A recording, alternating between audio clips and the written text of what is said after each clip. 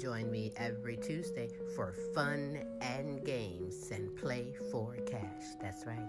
Sylvia Mid, the fun word guessing game is back and you can come aboard and play. It's simple. Just email us your name and contact information and you are in there, baby. Yeah.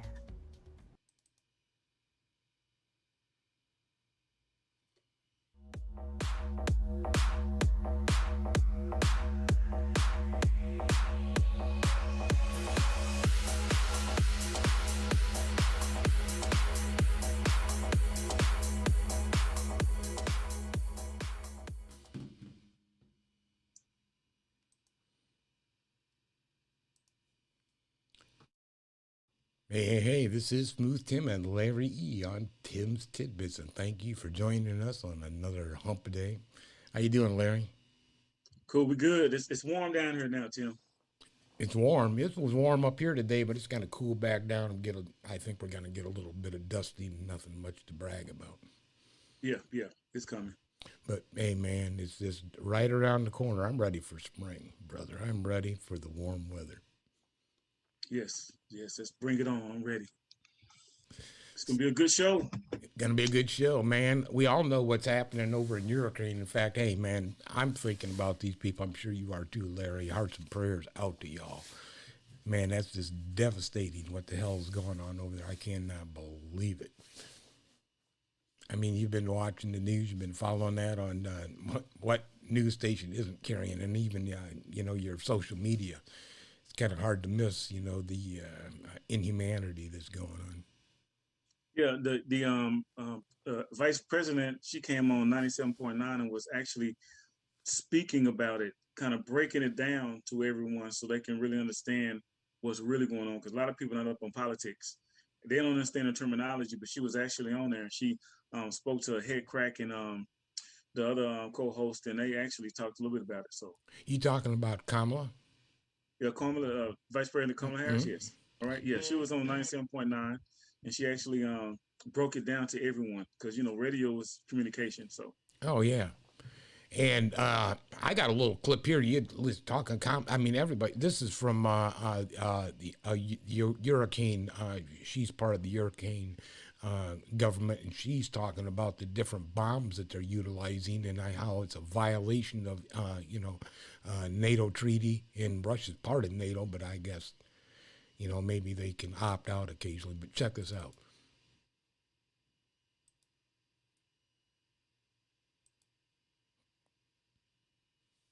They are shooting us with missiles, ballistic missiles. They use the vacuum bomb today, which is actually prohibited by Geneva Convention. So, the devastation that Russia is trying to inflict on Ukraine is large, but we Ukrainians will resist. We are defending our home. We do not have any other option. We will not get tired. We will not stop. We will not surrender. We will continue defending our home. And it's not only our very motivated and capable military, not only our armed forces, but everyone. We believe Russia, which is now acting like Nazi Germany during the World War II, essentially killing innocent civilians. Today they shot into again into not only residential areas, but also the orphanages and schools and kindergartens. It's horrible. They have to pay the price. They have to be isolated. They have to understand that it's not okay in the 21st century to start war and kill people in the neighboring sovereign country. That's the absolute insane thing. They I don't know how they could tell each other apart. They speak they speak the same language. They look exactly the same. So I mean, what is the point of it all? I'm still confused. I actually been confused about all the other wars we have had, except for I understand the Civil War. Okay, I understand a little bit about the French and Indian War because it's about territory and it's about taxes, about gaining control, it's about territory. And I kind of understood it because it's part of my history. That war is about territory, but what started the war? How did it escalate? Therefore, like she said, the 21st century, there's nowhere in the world we should be starting wars for something that small, regardless. 21st century are absolutely correct. We're more civilized, way more intelligent. We have way more resources where we can reach out to each other communication-wise and settle dispute or argument before it goes out to complete war. And it's just stupidity on the side of Russia. Was it Germany? Russia. Russia to use advanced weapons. These aren't just advanced it's funny because she was on saying it's citizens. It's like, damn, you know. Yeah, she was saying it's illegal in the Geneva Convention. I'm like, Right. listen, if you're at war, you're going to use whatever you got to use. If I'm fighting somebody, whether it's a fist fight, if I'm losing, I'm biting, I'm scratching, I'm grabbing testicles. If it's a woman, I'm punching in her breast. I'm doing whatever I got to do to win that war. So of course they're going to use missiles that they're not supposed to use. But, and now he's pissed off because everybody's together and he's, you know, threatening Poland, threatening what is it, Czechoslovakia, everybody around there, you know, like we should keep our nose out of this business. But you know what's going to happen? He's going to lose eventually. Yeah, and you know, and a lot of it was based on propaganda that he tried to spread. You know that the Ukraine government was filled with neo-Nazis, and that's not necessarily true. Take a listen to this clip real quick. Then we're going to come right back because this is kind of Putin's claim why he needed to invade in the first place.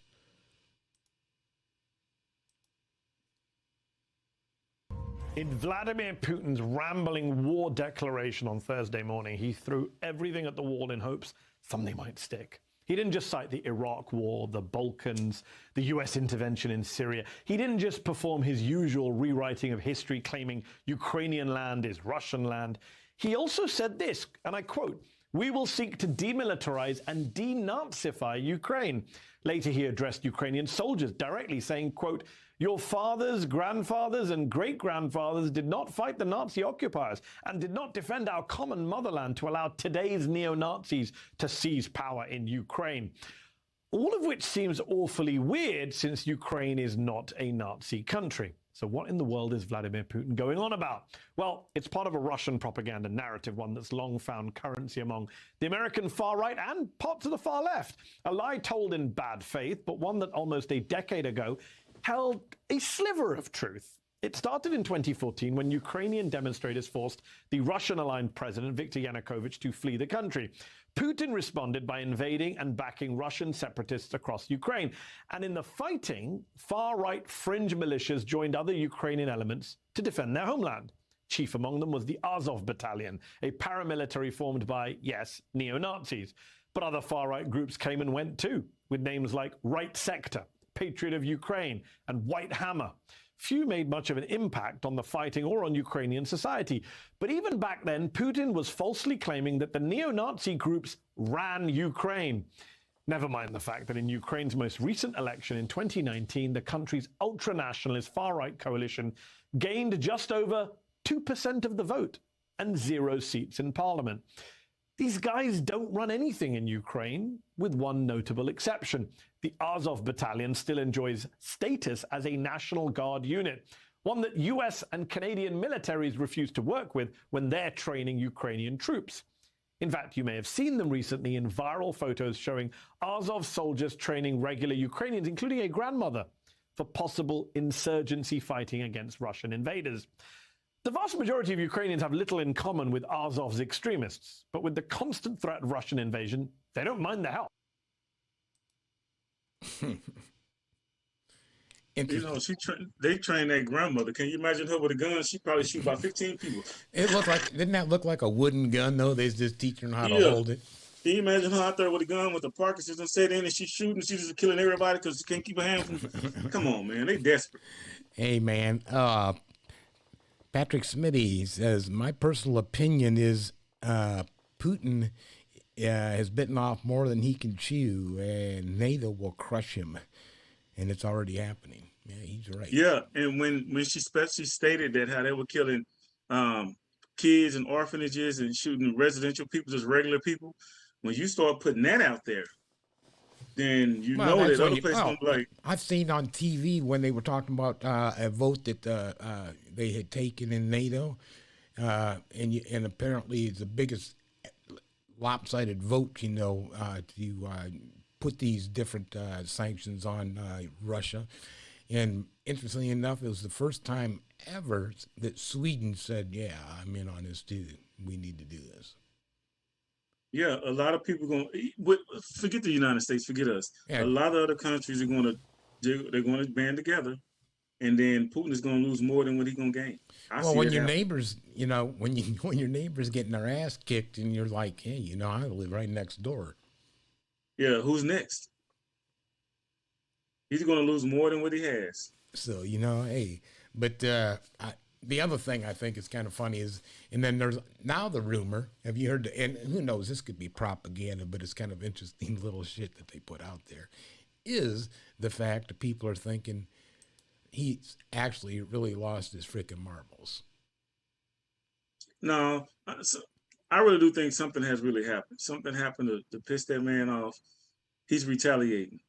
I'm like, even crazy people, when they don't retaliate with a whole militia or a whole military, something happened between them. It could have been some of the stuff they said a while ago. Something has happened to piss their guy off. He could have been waiting all this time to do that. He could have got pissed off a long time ago and said, you know what, we're doing it right now. Something happened. Check out the propaganda. Check this out, though. This is funny. And who knows? This man could be crazy, maybe not. Could be insane. Could be saner than all of us. The stakes in Ukraine could not be higher, with the Russian military making direct attacks on civilian targets like apartment buildings. And given Vladimir Putin's apparent willingness to escalate, Russian experts are now speculating about his mental state. Has Putin gone crazy? Is he losing his grip on his sanity? Evaluating Vladimir Putin's state of mind a top priority now. The Russian leader could be completely off his rocker. Some people say he has cancer, and some people say he has brain fog from COVID. Even in Russia, citizens are buzzing. The Russian people may be starting to think Putin is insane, goes this headline. I tell you, I think this guy's nutter. You think he's just kind of losing it? Yes, I do. Putin's mental state is getting late-night laughs. A growing number of U.S. officials and their allies are questioning Putin's mental state. Today, to show he's still sharp, Putin was like, person, woman, man, Smirnov, horse. The war in Ukraine isn't working out the way Russia intended. Take that, Putin. And on top of everything, he was just stripped of his Taekwondo black belt by the World Federation, which condemned Putin's brutal attacks on innocent lives. There are reports that Putin has moved his family to a secret nuke-proof bunker in faraway Siberia. The Russian leader also owns Putin's palace, said to be one of the most expensive private homes in the world. An expose on Putin's palace is said to have infuriated the Russian dictator. And the president of Russia built a real theatre at home, with a huge stage backstage, dressing rooms and luxury boxes. I'm not kidding. Inside Putin's palace, there is a full-fledged theatre. With his invasion of Ukraine throwing the world and his own nation in crisis, no one can predict what Putin will do next. That dude's house should be on cribs. You think? Wait a minute. You know what else? Wait. They didn't show the dude has like a ice arena, a full sheet of ice, because he's into ice hockey, with a heliport landing on top of this motherfucker. Yeah, I'm proud of him. Except for now, what wait he a did minute. with the war. So, where does he get all these, obviously, billions and billions and billions of dollars if he ain't ripping off the people of Russia or something? He's stealing it. All politicians do that. He's just more extravagant than others. He's just thieves. Politicians always stealing from people. Isn't that a shame? And then he's leading them into a war. Apparently, you see, in some protests, they really don't frickin' want. And he's living high on the hog, and there's other people in bread lines. His house looked better than the whole city. Usually you got a nice house in the city, and his house look better than the whole city. The crazy part, the two things I noticed too. He can fight, so I wouldn't let him fight nobody. He take our presidency. That's one thing I say. He can't fight Taekwondo black belt. But I think you may have hit the point. You know what? When you said that something obviously pissed him off, that may have been what it was. Took his belt. They took his belt away from him. Taekwondo, he had to look. He's feeling good too. Took his belt. Then, hey, this makes it crazy. He pulled what's that? He was the asshole of the week when we had the ice storm in Texas. He bailed out and went to Mexico. Oh, Ted Cruz. He's your man. He's your senator. Why you asking me? You're down in damn Texas. That's why I say I don't even want to say his name because he's so pathetic. But he pulled a you know who and went out to his bunker, a nuke-proof bunker. I'm like, come on, his nuke-proof bunker probably look better than the White House. I'm just saying, man, dude, he's doing well. You know, he's just ripping people off and starting wars. He's got to be ashamed of himself. But I'm proud of him because he's accumulated all that wealth. His house should be on cribs. But you know, did you see that they're coming after these people? They call them the oligarchs, or like they're the millionaires. And if you've seen like this meeting that he had when he was talking about what do you people think about I should be going into war, all his consul, these 15, 16 monkeys sitting around, you know, shaking their head. Mm-hmm. Yeah, that's who they're talking. Yes men. Yeah, there's yes men and people with all the money that he's hooking up. Let me see if I got a little bit on the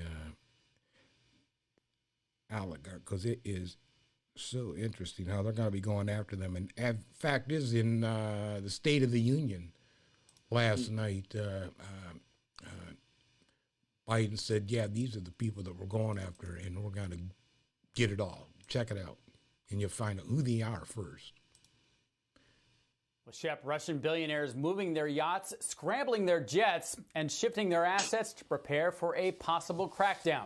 The White House tweeting that this week a new task force will, quote, identify, hunt down, and freeze the assets of sanctioned Russian companies and oligarchs, their yachts, their mansions, and other ill-gotten gains. There were no new names added to the list of those sanctioned yet, but many are already feeling the pressure. Roman Abramovich, who's worth $14 billion and has mansions in Aspen, London, and St. Bart's, has offered to broker peace. He handed over control of Chelsea FC, that's the famed English football club, to its trustees over the weekend amidst rising opposition. Michael Friedman, who has a London private equity firm, he called the war a, quote, tragedy and asked for an end to the violence, but he was careful not to place any blame. Meanwhile, Vladimir Putin calling a secret meeting on Thursday for his top 30 oligarchs to prepare for sanctions and to ensure their loyalty. Abramovich was there, along with Friedman and Russia's richest man, Vladimir Putin. They all left Moscow in their private jets to return to Monaco, the Seychelles, and other more comfortable locales. They are also moving their yachts. Tracking data showing many of their largest vessels sailing toward the Maldives and Montenegro, where they will be harder to seize. Chep? Robert Frank, thank you. Yeah, see, that's smart. With the United States, President Biden is doing it. I'm gonna tell you something. You can kick somebody's ass all day, every day. They're gonna recover. The body heals itself naturally. But if you hit somebody in their pocket, hit them economically, ouch, it's a hard recovery. And if you hit them hard enough, they'll never recover. So why not go after the assets? Who are the people that are fueling this war? Those guys. You go after the people that are fueling the war. What they say, cut the snake off the head, the snake is no good anymore. And then I was watching those cartel shows, El Chapo and everything like that, they always went for the top guys. You go for the top dogs, and then everything else below falls. Pretty much, yeah. He's trying to move a yacht. Their yacht is probably bigger than that city. I'm like, you can't hide a yacht. But I find it amazing. I did a little browsing on the oligarch. Is that what however you're really supposed to pronounce that? But I mean, there's billions and billions of dollars that they got through. They're talking about one guy that Putin hooked him up with this company, pennies on the dollars, and he just is making massive money, flying all over the world, you know, and that's all on the people. Yeah, it's always on the people. I'm like, we talked about the richest people in the world, how it's the 1%, and how that 1% can spread some of their wealth. And then a lot of these economic woes and lows and woes, but they don't want to do it. Makes it even a harder hurdle to get over when it's a dictatorship. Yeah, and I honestly believe that even though the United States always say we got the democratic nation and all that, the union, we still got a struggle. Dictatorship, because look at the Senate, look at the House of Representatives, look at them complaining about having a black woman Supreme Court justice. And you know what? You just led right in to the next thing I wanted to talk about, and that would be Marjorie Taylor Greene. And last week, she went to an America First Political Action Conference. America First Political Action Conference. Basically what it is well, check out the video and decide for yourself what it is. But I want to say it very clearly and very directly. I believe this election was stolen from Donald J. Trump. I will never, ever apologize for objecting to an unconstitutional election in November of 2020. President Trump was right. The Clintons spied on him. They were trying to censor us, silence us, cancel us, muzzle us. In fact, they had just told me that because I stood up and objected on January 6th, that I ought to be run out of the United States Senate. I've got news for you. I wasn't backing down then. I haven't changed my mind now. Such a tough guy, that Josh Hawley. Those are the Republican stars of this weekend event known as CPAC, firmly planted in an entirely alternate universe of the big lie cult. And while the MAGA rally atmosphere has become the mainstream for the Republican Party, it's all essentially interchangeable. The real vanguard of the conservative movement was at a competing adjacent event. This one organized by an avowed white supremacist called the America First Political Action Conference. You could call it a fringe gathering, except for the fact that two sitting members of Congress were a part of it. Republicans Paul Gosar of Arizona and Marjorie Taylor Greene of Georgia. Now listen to what Nick Fuentes, the anti-Semitic white nationalist leader of the conference, said just before introducing his special guest, Congresswoman Greene. And you want to know the secret? To borrow a phrase from a friend of mine, our secret sauce here, it's these young white men.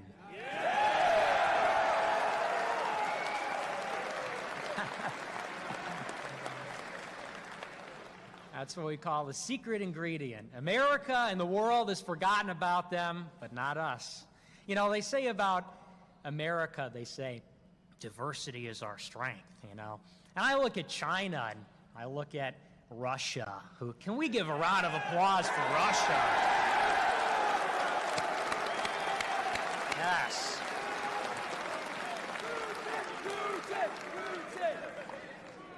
Absolutely, absolutely. Absolutely. Well, that's the podium that Marjorie Taylor Greene then appeared at. And today she started feeling the heat. She tried to pretend she had no idea who the white supremacist guy was or what he stood for. But you can see from her speech right after his that she knew exactly where she was. You know what it's like to be canceled. And that's why I'm here to talk to you tonight. I don't believe anyone should be canceled. I don't believe in separating people in identities. I don't believe in separating people in classes. But that's what the Democrats believe in, because that's what Marxism is. That's what communism is. Can you believe that? He has to be the asshole dick of the week. No, I mean, I'll drop the ML bomb. These motherfuckers sat there and said the secrets. I'm like, he just said it. Hey, white man. I'm like, every young man in America is important. I'm like, you just want to look at China. Like there ain't no black people in China, no white people in China. Like I'm trying to think what these people that have elected this woman and the dude, but because it was Greene and Gossick, there's two of them that had attended, but yeah, and she got up there right after that speech and then to play dumb like I didn't know they were white supremacists. What, you weren't listening to what he just said? I mean, what are you, deaf? And I'm not shocked. So I asked the people of Georgia that's, whoever put her into office, what are you thinking? They don't, the right people put the right people in the right place. What are you thinking? Putting they always somebody say like vote, that. vote. Those are the people that got voted into office. Okay, they got voted into office. The people voted them in. So it goes to show you what the people think about other people in the country. And it's not, like I say, yeah, don't be Chicano, don't be black, don't be Jewish, just be a WASP and then we're happy, right? I'm like, and the thing about it, it makes white people look bad when they go up there and do that. Especially that one guy. I'm like, because I have white friends and they're not like that. Yeah, they're not like that. It just and it's hard for a black man or a black woman or black people to see stuff like that, because then instantly we start thinking negative towards white people because of that. Now, it could be vice versa, black people and white people, but you gotta understand, most of the people that you see on those podiums in the higher ends, in the Senate or White House, whatever, you see them, they say this dumb shit. You'll never see Barack go to say dumb shit. Come, President Barack Obama say that. Come, President Vice President Kamala Harris say that. You never see these elected officials, African American, or even, I can't say Hispanic because their Cruz dude did that crap he did. But African Americans do not go up there and just trash other nationalities. No. Not on that kind of stage. No, not to that extreme. I mean, you have to. No, that's not. You want your leadership to be compassionate, understanding, and open-minded. And they say that America, this is the most diverse country in the world. Everybody in America has a right to vote and put something on the table, and that makes it better because people learn each other's culture. We understand each other better. That's a closed-ended conversation. What they're saying, what they did is closed-ended, one-sided, closed-minded conversation. They ain't trying to hear anything else. But if you ain't right, then you ain't right. That's exactly what they're saying. That's the message they're conveying to people. That is pretty much the message I was listening to. I'm like, I can't believe, and these are people, elected officials getting paid good money. They're up there in the House of Representatives, Senate, wherever they are, supporting all these right-wing groups, right wings, whatever it is. These are the people they elect. What if you like a African American, you up there, a black person, a black man, black woman hearing that? What do you do then? They'll sell out. It's okay, they won't say nothing, but they'll sell out to stay up there because they don't want to be down there with the poor black people. They want to stay up there with the rich, racist white people. What do they say about a black man that speaks out about, everything should be black, black, black, and they condemn them. Remember the Black Panther movement? They condemned all those guys when Martin Luther King was doing his march, and they had the guy that was saying, what was he saying? He said we need black power. But he was saying he wanted black people to be powerful. Look what they did to Malcolm X, Marcus Garvey. They killed one. They killed the Black Panther leader. They killed X. They deported Marcus Garvey. Martin Luther King, he got assassinated. And I'm like, that's just speaking out. Whether they were violent anybody or not, that speaks out, it doesn't matter. Well, they speak out. JFK and Bobby caught a bullet because they believed in equal rights. Yeah, but then we got these idiots right here speaking out there. Trump. And that's what kills me about Trump. He has all these people supporting him, and they're all, without seeing, a lot of them are racist or idiots, and they one-sided. If you ain't white, you ain't right. And that's bullshit here in America. That's bullshit anywhere. And people supporting these idiots. It's sad, man. You would think that in 2022, I get very confused at the people that are very, I guess, they have such an allegiance to Trump. I know people like that, and it's just like in their conversations and their remarks, just even when you look at what they're putting out there in social media, you're just like, God, that's just insane. Yeah, because everybody wants to be a part of something. That's how we are as people. We want to be part of groups, organizations. Yeah, but there's better leadership in the world than that. Yeah, but why would you want to be part of that? All that negativity and hate. It's just festering inside those people, waiting to come out. It's going to be a big explosion, and they're going to lose. They're going to lose. I wonder what's going to happen. As a matter of fact, that Marjorie Taylor Greene, I don't know if you watched the State of the Union address last night. He was talking about that we need to seriously work on immigration laws. And she stands up and build that wall. And everybody's like, come on, man. Throttle yourself down. And then he got into a conversation about taking care of the veterans, right? And the problems that they can have because of the way that he was talking about these burn pits. You may know what I'm talking about, to get rid of the waste and other garbage. Yeah. And that they're very toxic. And he thinks that's how Bo, his one son that got the brain cancer, possibly got cancer, and he wants to start working on this. And he thinks that all veterans should be. And in the middle of it, she stands up and is saying some other stuff. I mean, just totally disrespectful. And she's even being chastised now for that. So she's like on a 2-strike, for interrupting when that was actually a very serious issue. And it's a very serious issue also that she goes and attends some, racist rally. But we'll see what happens with this broad. Nothing. You think nothing? No, she's gonna mess around. Once she kicked out of office, if she's not married to a rich dick, she's gonna marry a rich dick, and then they're gonna support each other, and then they're gonna be double dicks. And not have to worry about anything because they got all kinds of money from serving the people. Oh, they just thieves. They lie. and the bad part about it, they bad politicians because they won't even lie. She's telling the truth. I'm like, you dummy. That's not your job. You're not supposed to tell the truth. You're a politician. You're supposed to lie. That's why Trump wasn't successful. He told the truth. I think that's what happened. President, you don't tell the truth. What are you thinking? You're a politician. You lie. But hey, I'll tell you what. Hey, we'll keep moving on so we can get out of here kind of on time. Did you fill up lately? Ooh, I ain't gonna lie, bro. I'm still I'm a kind of old school brother. I put just enough gas in there to get home. Like it is ghetto, but I got an expedition. I put 15. My needle don't go nowhere, and it I ain't showing gonna fit up now. Oh, this stuff is killing me, man.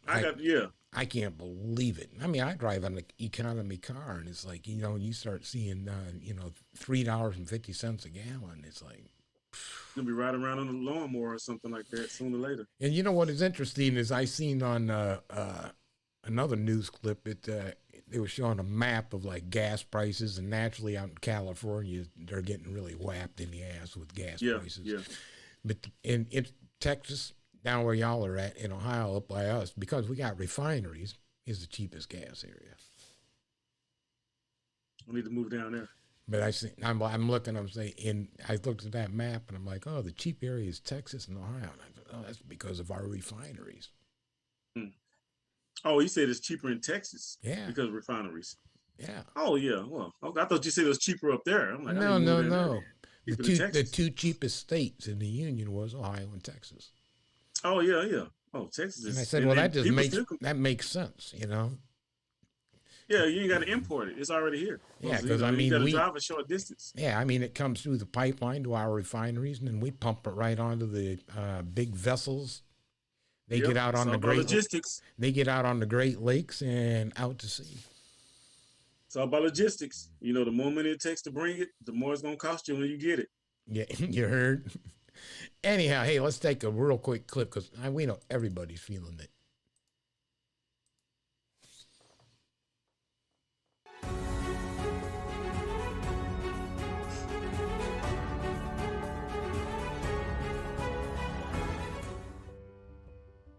The United States and its allies may have agreed to a coordinated release of between 60 and 70 million barrels of crude oil, but this has done nothing to stop crude oil and U.S. gasoline prices from climbing. The announcement for the release came in response to the upward moves in oil prices, which were prompted by fears of supply disruption after the Russian invasion of Ukraine. Russia's crude oil exports average 4 to 5 million barrels per day, plus another 2 to 3 million barrels daily of oil product. But the flow of Russia's crude and crude products has been disrupted in the wake of Western sanctions on Moscow. Those sanctions included suspending several banks from the SWIFT international system. They have also sent commodity traders reeling, with some buyers shunning Russian oil completely, while others have found it difficult to pay for the cargo or find tankers to transport them. Meanwhile, the UK has closed its ports to all Russian or Russia-related vessels, media reports have said. So far, the West has not resorted to direct sanctions on Russia's oil and gas industry, but according to White House Press Secretary Jen Psaki, even this is not off the table. The risk is that if the U.S. issues harsh sanctions, if other countries issue harsh sanctions, that Russia could essentially feel like it's backed into a corner, and it could use that to inflict tremendous damage on the global economy.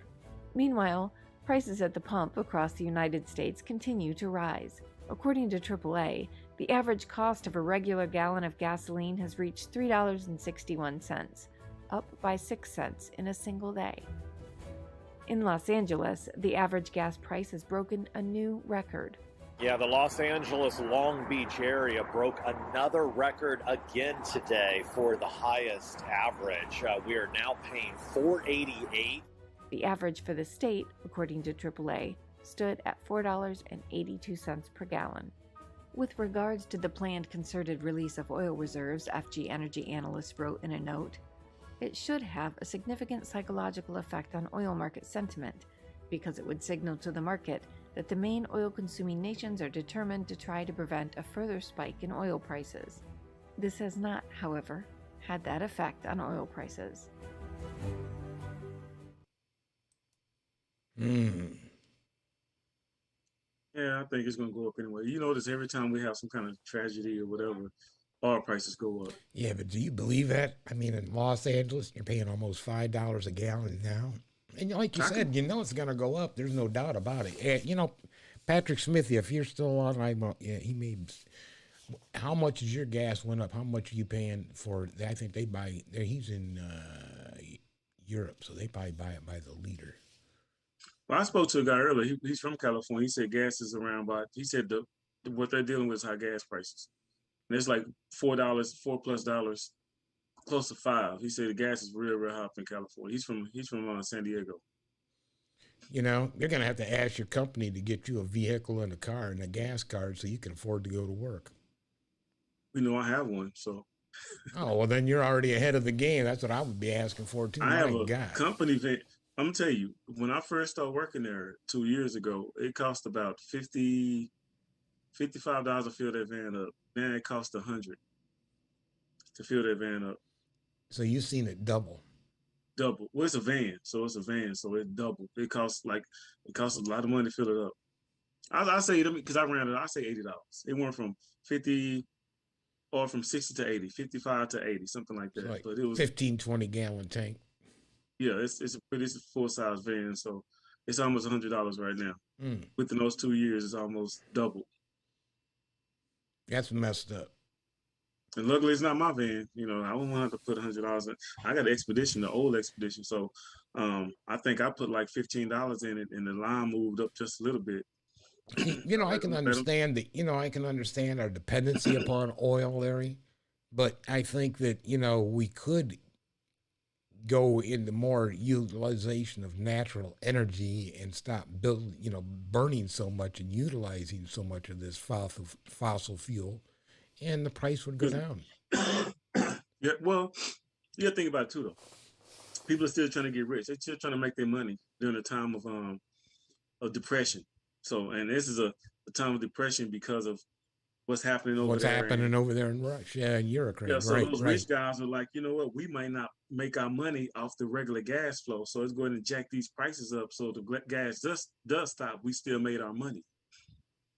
So I don't. That's what I'm saying. Why are you raising gas prices? Why? Because you're doing it because we're not going to get any. Right. Okay. Or you? Yeah. Because why would you raise it? I'm like, you raising. What they convey to me is we're raising gas prices because if they cut it off, we're not going to be able to make money from our regular flow. So that's why we're raising. And it has nothing to do with the war. But have you? I've seen an interview. You may have seen it or heard this same thing. They were the local news was talking to a gas station person, and his gas was at, I don't know, $3.45 a gallon, let's say. And they came in and they said, wow, your gas is a little, 10 cents higher than the guy across the street. Why is that? And he goes, that's what I pay for my gas. He goes, it was like one of the convenient marks, He goes, right. He goes, for the past few years with the price that we have to pay for fuel, and he goes, as well as my competitors. He goes, we don't make money at the pump. He goes, we make money when you come inside and buy the hot dog and buy the slice of pizza and buy the Coca-Cola, buy your pack of smokes. Right. That's how I pay my employees. He goes, I don't make a dime out there at that pump. I want you inside my store. That's where I'm making money. And he goes, that's what they say. But I have to believe there's some truth behind that. They're probably getting it. I mean, think about when we talked a while back about beef prices. Right. Who's getting the short end of the stick? The guy raising the cattle. I mean, the other people that's, the four big manufacturers, meat processors, they're making a ton of freaking money. Yeah. And he's losing. Yeah. I'm like, he and the consumers. He is a consumer, so to speak. Well, he's a provider, but he's a consumer. Yes. Right, that's true. Yeah, and the little guy always suffers. He's pretty much the middleman. And we see how we walk all the way back, full circle, right back to where we started from with, dictatorship. And it always ends with someone trying to get greedy, someone trying to make a dollar. Ain't it? It always ends with that. Whether it's territory or whether it's manpower or whether it's technology, at the end of the day, It's all about the dineros. It's all about the moolah, dinero. Somebody's trying to make another dollar when they already have enough dollars. And it never fails. And you look at this, we can talk about these topics all day. Oh, yeah. But I guarantee no matter what we talk about, Tim, it's going to boil down to what? Money. Money. That's true. Because I said when we think about, we was talking about, everybody thinks that, Pfizer and Moderna are, heroes. But then we showed, but they're making billions of dollars. Hell yeah, they're heroes. Yeah, I'm like, it's all about money, territory. And just like these COVID tests that are going out and the masks that are sent. Well, you think that these manufacturers are just like giving those away? Hey, these big wigs, the WASP, they're somewhere connected to these manufacturing companies. In a lot of aspects, we need to say, is there really a need for that? Have you gotten your COVID tests? Well, I got both my vaccinations. No. You didn't get them in the mail? No.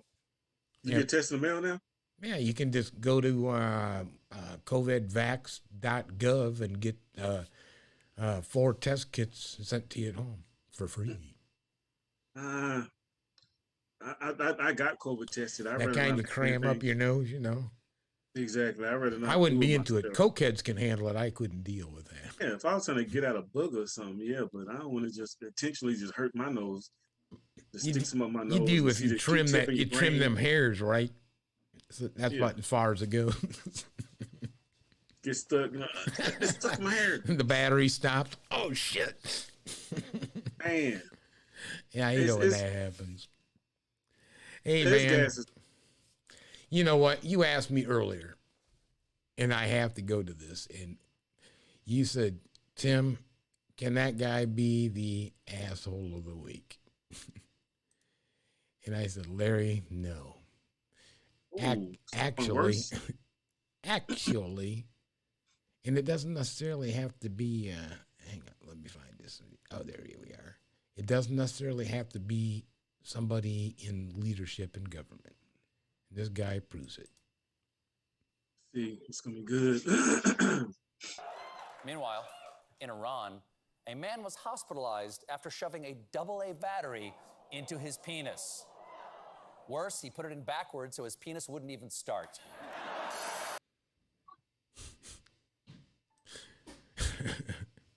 It was funny, though. Asshole of the week. No way. Can you believe Sylvia and I seen that? Queen and I seen that. What crack was he smoking? It's like, why would you shove a battery up your dick? Yeah, I'm like, what's he sitting around like, man, ain't no TV shows on, the TV shows, the movies suck.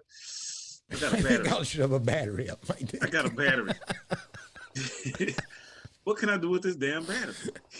He probably tried to shove up his nose, like, nah, his butt crack. Wait, yeah, he tried to put it, a little too small for there. Yeah, I know, right? Imagine if he had a D battery, he'd have shoved it up his head. Then, it would have been up the rectum. But no. Well, the TV shows suck, but I got batteries. Can you imagine looking at TV, man? I waited all day to watch this TV show and it sucked. I'm gonna stick this battery in my penis. That shit. But you know what? Here's what's messed up. Ready? Is I seen that on the news or on I think it was on Colbert, actually part of that clip. And I was like, I gotta Google this because this is insane. I can't believe somebody would do this. So I Googled, man sticks battery up his penis.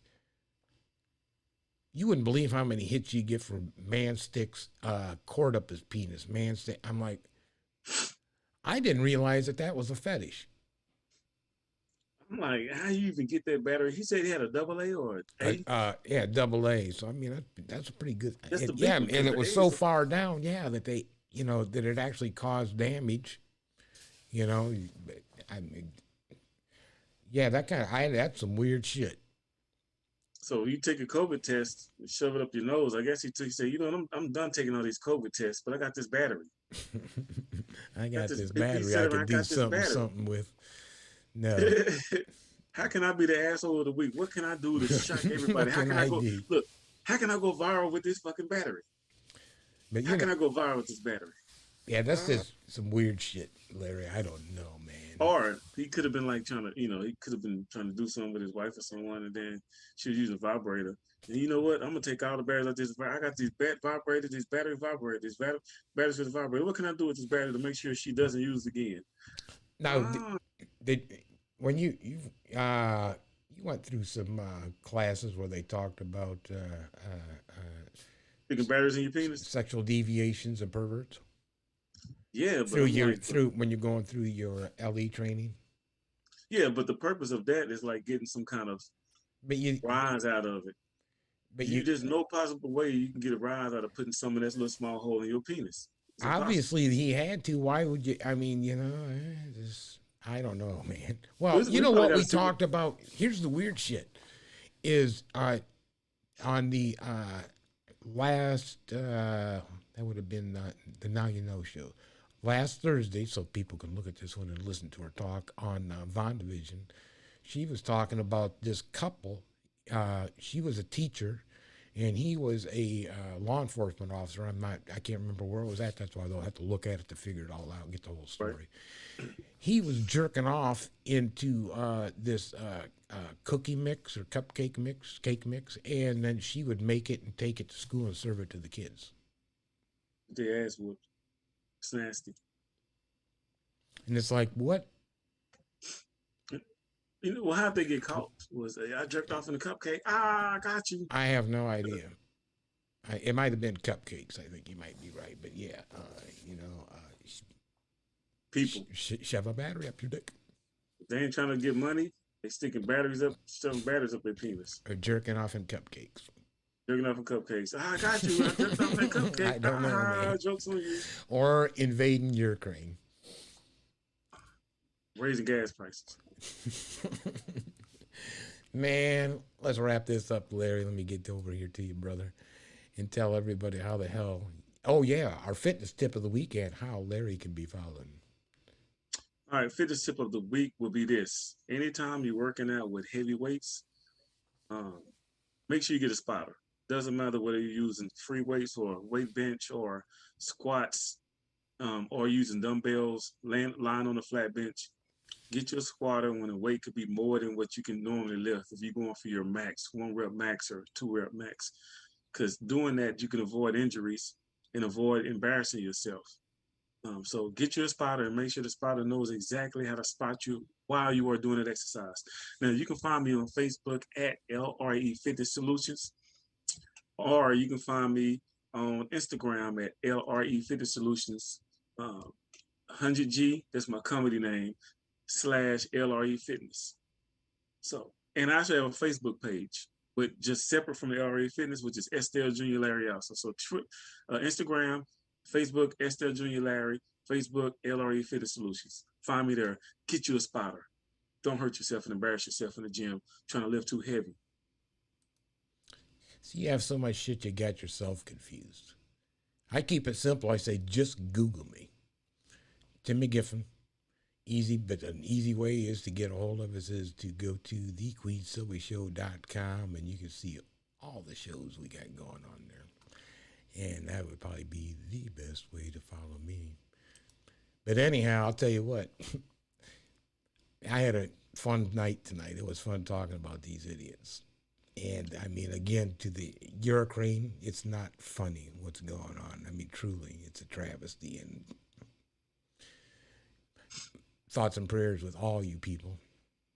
The war is not funny. No, I mean, I see them hiding in hospitals with little children, on respirators and other things because of their medical condition. I just want to cry.